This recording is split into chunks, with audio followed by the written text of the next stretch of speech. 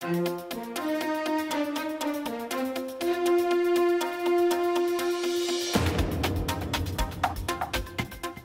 the nation marks 42 years of legal abortion, life activists are moving forward with efforts to protect the unborn and their mothers. The greatest justice issue of our time, the beauty and sanctity of every human life. After 57 million abortions since the 1973 Roe v. Wade decision, there's no let-up in the zeal of pro-abortion forces. Every single unborn child is now in the crosshairs of the abortion industry. Eric Scheidler with the Pro-Life Action League spoke at the 10th annual March for Life rally in Chicago, where he challenged an estimated crowd of 4,000 to pray for at least 1 hour this year outside an abortion clinic. That would mean up to 100 pro-life people would be praying every single time a woman comes to an abortion clinic to get an abortion. 100 people would be standing there showing her that her baby's life matters and that she can turn to us for whatever help she needs. Young people were well represented at the March for Life rally in Chicago. Not surprising to Katie Melody with Students for Life Illinois. At Students for Life of Illinois alone,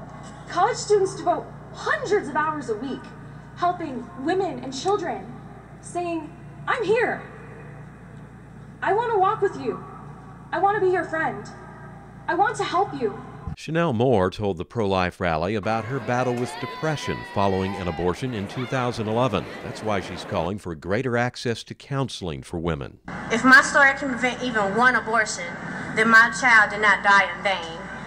I want to see more women's centers teaching more about pregnancies, parenting guidance, prevention, protection, counseling for the healing women who had miscarriages and abortions. Chicago Catholic Archbishop Blaise Supich and the Reverend Dr. Erwin Lutzer, the pastor of Moody Church, encourage people of faith to stand with women who face pressure to have abortions. We want to walk with other people. We want to support them in their life. And that means not only the unborn, but the mother who's afraid or who's poor.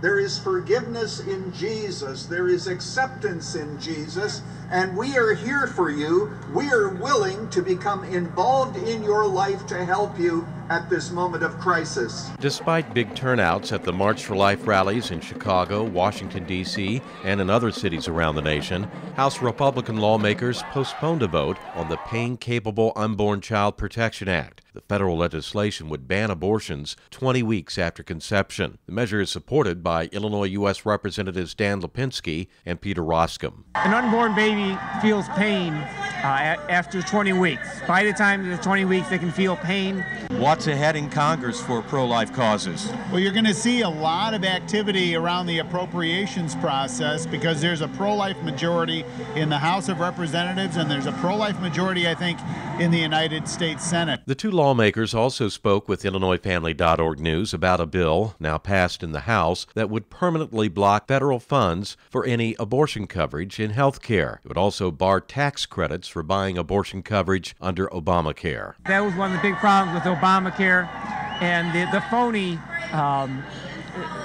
phony amendment that they put in at the end that really did not mean that taxpayer money would not go to fund abortion. It is. Well, you remember, this was the false claim during Obamacare that it was all going to be abortion neutral. And, of course, that turned out to be not true. So there's a lot of work that has to be done as it relates to Obamacare, which is part of a larger debate there, which is going to be part of the big discussion on the Obamacare replacement strategy. Meantime, the Illinois General Assembly could also act on a state version of the Pain-Capable Act. In addition, pro-life state lawmakers will be working to pass an informed consent ultrasound bill and legislation that would increase safety measures for women at abortion clinics. Regular folks need to be reaching out to their members of the House and their members of the Senate and their members of the state legislature to add voice and to add strength to these types of measures. Everybody has a voice and everybody has a responsibility. For IllinoisFamily.org News, I'm Monty Larrick.